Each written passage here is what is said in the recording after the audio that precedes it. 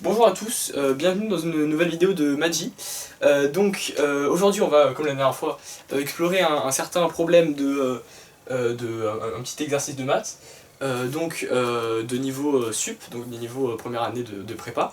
Mais donc tout d'abord, avant d'aborder l'exercice, je tenais vraiment à remercier vraiment tous ceux qui ont rejoint la chaîne, qui se sont abonnés, etc. D'ailleurs, big up aux gens de ma prépa, au sud de ma prépa qui ont trouvé la chaîne assez par hasard, bref. Donc, ceci fait, on va pouvoir aborder l'exo. Donc l'exo c'est c'est un exercice d'analyse synthèse. Il faut trouver toutes les fonctions f dérivables de R dans R, telles que du coup elles vérifient cette propriété là, que pour tout x, y dans R carré, e puissance x f de y plus e puissance y f de x soit égal à f de x plus y.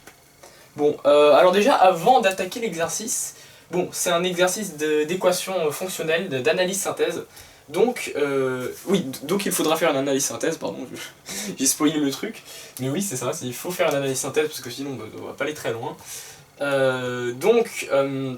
Et autre chose, c'est il faut regarder, avant de commencer ce genre d'exercice, il faut voir dans quel ensemble on prend nos éléments là.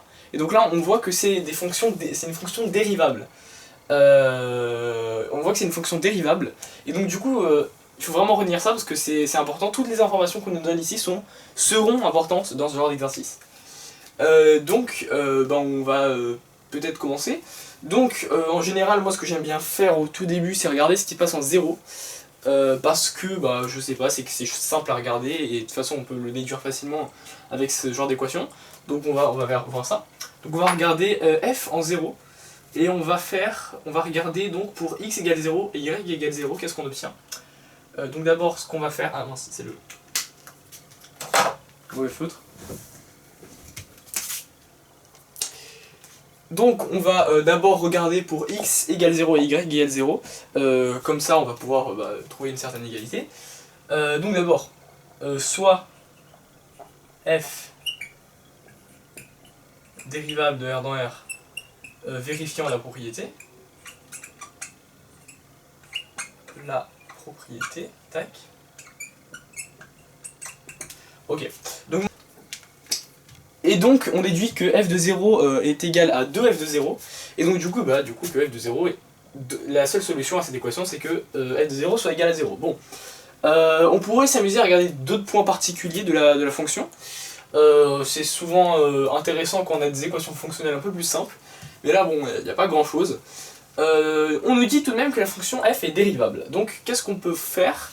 On peut se souvenir que de l'expression de la dérivée. L'expression de la dérivée en tant que limite. Donc la dérivée de f, on a que pour tout x dans R, f' de x, ça va être égal à la limite lorsque h tend vers 0 de f de x plus h moins f de x. Ça peut être une des choses à laquelle on pense. Oui, c'est ça. Et pourquoi est-ce qu'on pourrait penser à ça? Parce qu'en réalité, là, dans cette expression, on a du x plus h. Ce qui va nous permettre d'utiliser ça. Donc du coup, l'idée, en fait, ça va être de faire apparaître une condition sur la dérivée f' de f à partir de cette équation-là et du fait que cette limite existe. Donc, on va se donner... f... Alors, attendez, non. F est dérivable en x dans R. Ensuite, on va prendre h... on va prendre un élément h de R. Et donc du coup, ce qu'on va avoir, ça va être que... Enfin, h de R étoile, pardon. Et on va essayer de calculer ce que donne donc la dérivée. Donc on va voir que f de x plus h moins f de x sur h. Donc alors, f de x plus h, par la formule au-dessus, ça va nous donner du... e de x, f de h, plus e de h, f de x, moins f de x, sur h. Tac. En rassemblant des termes, parce qu'on va prendre la limite de cette histoire, donc on va trouver du e de x f de h sur h plus f de x, ouais c'est ça, f de x e de h moins 1 sur h. Donc on est prêt à prendre la limite de cette expression. Pourquoi? Parce que du coup f de h sur h en fait c'est f de h moins f de... Attendez 2 secondes, il faut que je le réécrive un peu pour bien faire apparaître ce que je suis en train de voir hein. Ça c'est f de 0 plus h moins f de h sur h. Donc là on reconnaît quoi? On reconnaît un taux d'accroissement en 0. Attendez non, je suis en train de péter mon crâne. non c'est pas ça. Excusez-moi, ça va être du f de, voilà, f de 0 plus h moins f de 0. Voilà, là ça fait sens. Sur h. Pourquoi? Parce que du coup on a calculé tout à l'heure que f de 0 c'était égal à 0. Donc finalement ça nous a servi de faire ça. Ouais, non, ça c'est, franchement c'est un bon réflexe à avoir quand on a une équation fonctionnelle comme ça, de regarder ce qui se passe en 0, souvent c'est utile pour la suite. Bon du coup là on reconnaît un taux d'accroissement, et à droite on reconnaît aussi un taux d'accroissement, c'est le taux d'accroissement de l'exponentielle. Et donc maintenant on est prêt à prendre la limite de ce truc, parce que du coup ces deux quantités on connaît leurs limites. Ça va nous donner du e de x f' en 0 par définition. Et là, à droite, ça va nous donner du f de x fois 1. Parce que la dérivée de l'exponentielle en 1, bah du coup ça donne 1. Donc on a ça. Mais par unité de la limite, ce truc là, c'est aussi censé tendre vers f' de x. Donc ça c'est égal à f' de x. Et là ce qu'on va apparaître, c'est une équation différentielle. Une équation différentielle vérifiée par f. Et donc c'était effectivement très utile que f soit dérivable dans cette histoire. Donc du coup je vais juste la remettre en haut, l'équation différentielle. Donc l'équation différentielle à laquelle on a abouti c'est celle-ci. Et bien maintenant donc toute l'histoire ça va être de résoudre cet équadif. Là c'est une plutôt simple. Donc le membre, la partie homogène des équations différentielles est complètement débile. Parce qu'il s'agit d'une équation différentielle linéaire du premier ordre, donc ce qui est complètement con. Donc f' de x moins f de x, la solution homogène qu'on va noter f de h, c'est tout simplement la fonction kx va associer e de x. Franchement il y a pas grand chose non c'est pas e de x, c'est a e de x. Ouais c'est ça, où a est un réel du coup, parce qu'il faut quand même déterminer les conditions initiales. Donc ça va être notre solution. Ouais c'est ça. Et ensuite la solution homogène, particulière, on peut utiliser par exemple n'importe quelle méthode, soit on peut la piffer, soit on peut faire la méthode de la variation de la constante, ce qu'on va faire, donc du coup, parce que pourquoi pas. Donc ce qu'on va faire c'est on va essayer de trouver une fonction lambda de t, lambda de x pardon, telle que, donc alors ce qu'on fait c'est qu'on cherche lambda qui à x associe, pardon je suis en train de péter mon crâne, une fonction lambda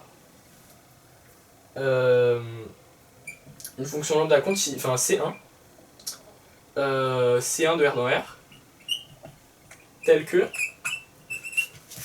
lambda, la fonction kx associe lambda de x fois, on va l'appeler lambda p comme particulière, lambda de x, donc là ça va être quoi, exponentielle x, donc tel que ce truc là soit solution. Solution de l'équadif. Donc du coup on va juste injecter cette fonction là dans l'équation différentielle et on va en déduire ce que doit valoir lambda. Donc du coup là on va obtenir que alors lambda p vérifie donc que pour tout x, tac, doit vérifier. Bon, c'est juste des... Là, je suis en train d'être un peu trop pointilleux sur ma rédaction, alors que je suis clairement au tableau, donc je m'en fiche. Donc, e de x, f' de 0 est égal à... Donc, alors, f' de x, ça va être ça, tac. Lambda prime de x plus lambda p de x, le tout fois e de x, moins lambda p de x, e de x. En simplifiant, on obtient que f' de 0 doit être égal à lambda p' de x, pour tout x hein, bien sûr. Et donc du coup une solution, une forme valable pour lambda, ce serait lambda, la fonction qui a x va associer, du coup une primitive de ça, donc la fonction qui a x va associer f' de x f' de 0. Et donc du coup, on a résolu l'équation différentielle, donc f est de la forme, alors f va être de la forme, du coup f qui va de R dans R, et qui a x va associer, donc solution homogène plus solution particulière, tac, donc la solution particulière c'est bien ça, voilà.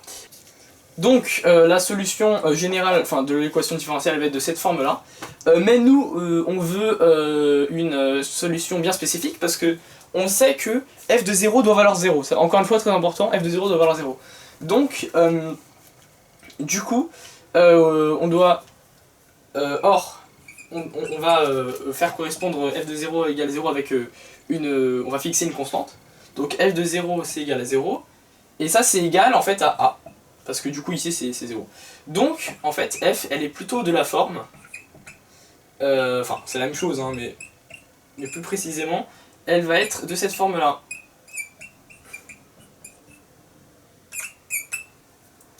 Voilà. Donc ça ce sera notre fonction. Et maintenant pour la synthèse. Donc pour la phase de synthèse on pose notre fonction solution et on va vérifier que ça marche. Donc soit on va prendre soit x et y dans R carré bien sûr, et on va tester donc... Alors tout d'abord, un truc à noter, c'est que cette fonction appartient bien aux fonctions dérivables, donc ça au moins tout va bien. Cette partie-là de ce qu'on nous avait donné au début, c'est réglé. Maintenant on va vérifier l'égalité. On prend x et y dans R carré, et du coup, on va faire f de x plus y, et on va voir sur quoi on tombe. Ça devrait bien se passer normalement. Donc ça nous donne x plus y, grand B, e de x plus y, tac. Donc ça nous fait du x plus y, donc alors je vais mettre un grand B là, e de x, e de y, ce qui donne bx, e de x, plus b, e de x, pardon, c'est e de x, e de y, ici, plus b, y, e de x, e de y. Bx, e de x, c'est en fait c'est la valeur de f en x. Donc là on obtient bien f de x, e de y. Et by, e de y c'est la valeur de f en y. Et on obtient bien ça. Donc du coup, notre fonction f est bien en fait, l'unique famille de solutions qui a cette équation fonctionnelle là. Donc un peu en conclusion sur l'exercice, en général quand on a des équations fonctionnelles, c'est en général quand on a des équations fonctionnelles, des exercices par analyse synthèse, il faut faire très attention, très attention aux hypothèses. Typiquement là que c'est dérivable, c'est ça qui met sur le chemin de chercher de regarder l'expression de la dérivée, donc f de x plus h moins f de x sur h, lorsque h tend vers 0. Donc c'est le fait que ce soit dérivable qui nous amène sur cette piste là. Et aussi le fait qu'on ait une formule pour f de x plus y qui nous amène là-dessus. Et ensuite, quand on a trouvé la bonne idée, vous avez vu, hein, juste ça déroule. Il suffit de faire intervenir ce qu'on sait. Donc là, typiquement résoudre une équation différentielle un peu bateau et trouver une solution, et voilà. Donc j'espère que la vidéo vous aura plu, et donc à une prochaine fois pour bien plus de vidéos de maths.